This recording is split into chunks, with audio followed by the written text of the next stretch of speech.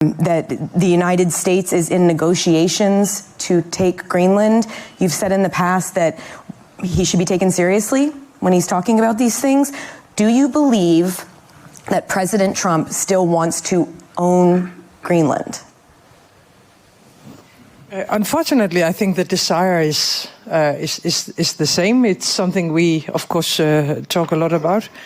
And I would also add that I think the pressure on Greenland is totally unacceptable. We are talking about threats, but as you often say, Jens Frege, the people of Greenland have never been threatened before by anyone. So I think the pressure is unacceptable. And by the way, from all of our allies, Canada, everybody asks us, do we think it's over? No, we don't think it's over.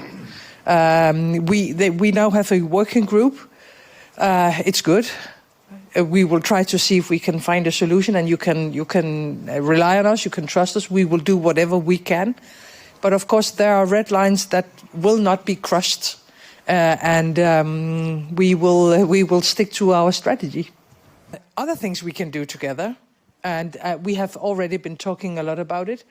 But I also want to say, and I think this is very, very important, the pressure on us is unacceptable. We all know the story, but I don't think it's only about us. This is not only about Greenland. Imagine a NATO country acquiring, taking, threatening an ally. Where would the world stand if that happened? We would be a puzzle. We would be a puzzle in a big game. And what would prevent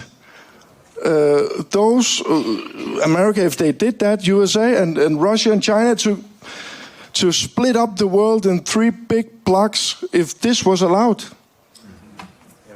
It's outrageous.